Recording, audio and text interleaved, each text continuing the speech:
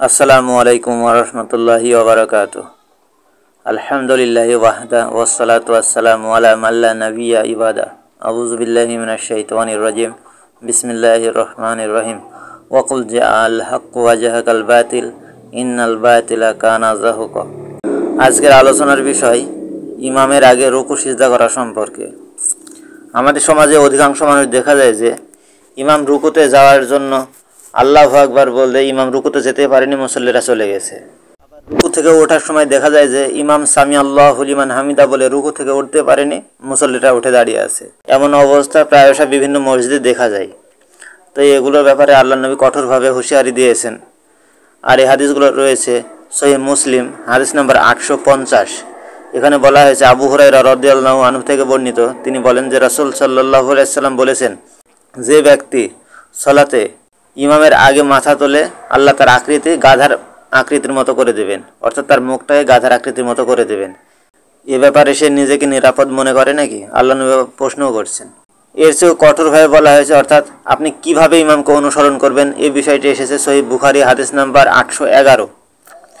বারা ইবনু আজিব রাদিয়াল্লাহু আনহু থেকে বর্ণিত, তিনি অবশ্যই মিথ্যাবাদী নন, সত্যবাদী আলহামদুলিল্লাহ।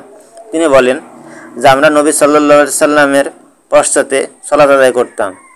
তিনি যখন সামি আল্লাহু লিমান হামিদা বলার পর যতক্ষণ পর্যন্ত তার কপাল মাটিতে স্থাপন না করতেন ততক্ষণ পর্যন্ত আমাদের কেউ সিজদার জন্য পিঠ বাঁকাতো না। তারা কতটা সতর্ক থাকতেন। মুহাম্মদ সাল্লাল্লাহু আলাইহি ওয়াসাল্লাম যখন সিজদা করতে তার কপাল মাটিতে ঠেকতো, তারপরকার সাহাবীরা সিজদার জন্য পিঠ বাঁকাতেন। তাহলে আমাদেরও উচিত হবে এভাবেই তাদেরকে অনুসরণ করা।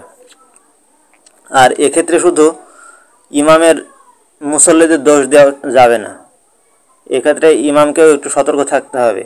কারণ তারা জানছে যে আমার পিছনে যে মুসল্লি আছে তারা আমার চেয়েও বেশি ফাস্ট। তাহলে কী করতে হবে? ইমামকে যখন রুকুতে থাকবে ইমাম, তখন সামি আল্লাহু লিমান হামিদাটা বলতে হবে ইমাম যখন দাঁড়িয়ে যাবে তখন। তাহলে মুসল্লিরা দেখা যাবে যে ইমামকে অনুসরণ করতে পারবে। অথবা দেখা যাবে ইমাম রুকু থেকে উঠে দাঁড়াবে, দাঁড়ানোর পরে সামি আল্লাহু লিমান হামিদা বলবে, তাহলে ইমাম মুসল্লিরা দেখা যাবে যে পিছনে পিছনে থাকতে পারবে। আর ইমাম যদি রুকুতে থেকে যদি সামি আল্লাহু লিমান হামিদা বলে তাহলে মুসল্লিরা দেখা যাবে ইমামের আগে উঠে গেছে। তো শুধু এক্ষেত্রে মুসল্লিদের দোষ দেওয়া যাবে না, ইমামদেরকেও অবশ্য সচেতন হতে হবে। তো আল্লাহ যেন আমাদেরকে এই সঠিকটা জানার পর সেই অনুযায়ী আমল করার তৌফিক দান করেন।